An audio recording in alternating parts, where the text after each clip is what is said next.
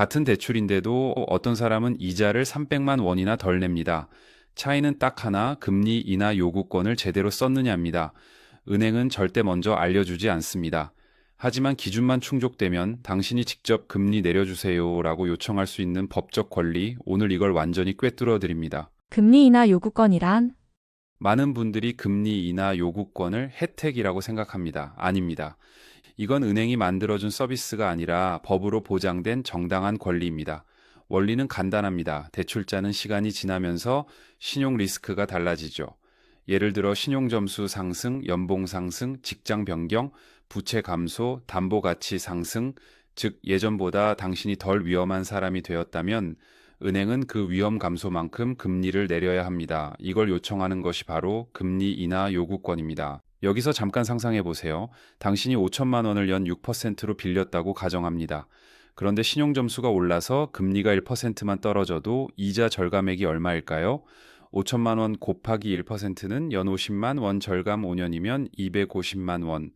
여기에 중간중간 더 떨어질 수 있으니 실제로는 300만 원 이상 아끼는 사례가 매우 많습니다. 이런 사람이 흔한 이유는 무엇일까요?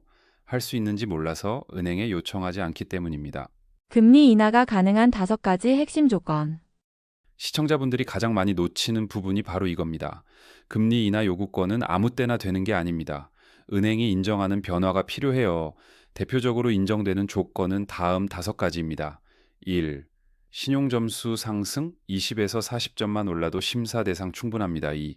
소득 증가, 연봉 인상, 이직, 승진 등 특히 대기업 공기업 전문직으로 이직 시 효과가 큽니다. 3. 부채 감소, 타 대출 상환, 카드론 정리, 총부채 비율 개선 등이 있습니다. 4. 담보가치 상승, 주택 시세 상승, 감정가 업데이트 요청이 가능합니다. 5. 추가 금융거래 증가, 급여 이체, 자동 이체, 카드 사용 등 은행 입장에서 우량 고객이 되면 금리 인하 가능성 커집니다. 여기 중 적어도 하나만 충족돼도 금리 인하 요구권 신청 대상이 됩니다. 실제 은행 심사 기준은 어떻게 판단할까? 은행의 내부 심사 프로세스는 이렇게 흘러갑니다. 1. 고객의 신용소득 부채 변동 확인. 2.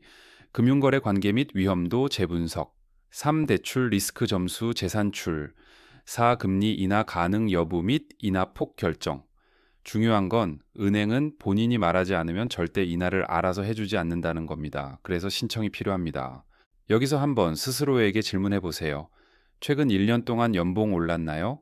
작년에 비해 신용 점수가 20점 이상 올랐나요? 다른 대출을 갚아서 부채가 줄었나요? 직장이 바뀌었나요? 집값이 올랐나요? 이 중 하나라도 예라고 했다면 당신은 지금 바로 금리 인하 요구권을 써야 할 대상입니다. 금리 인하 요구권 신청 절차. 실제로 하는 방법은 간단합니다. 1. 은행 어플 접속, 대부분의 은행 앱, 금리 인하 요구권 메뉴가 있습니다. 2. 증빙 자료 업로드, 급여 명세서, 재직 증명서, 신용점수 변경 내역 담보가치 증빙 등. 3. 은행 심사 진행, 평균 7에서 14일. 4. 금리 인하 적용 N 즉시 이자 절감, 여기서 중요한 팁이 하나 있습니다.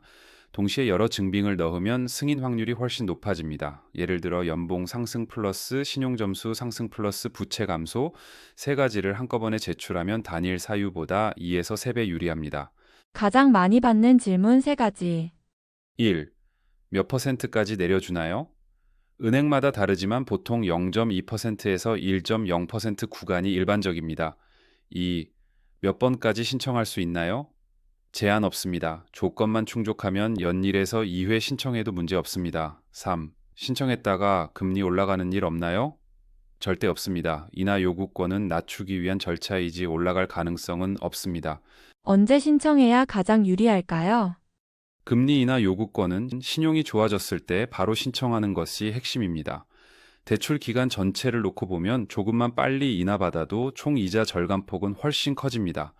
연 1회 정기 점검이 가장 이상적입니다. 특히 연말정산 시기, 이직 시기, 신용점수 변동이 큰 시기에 꼭 점검하세요.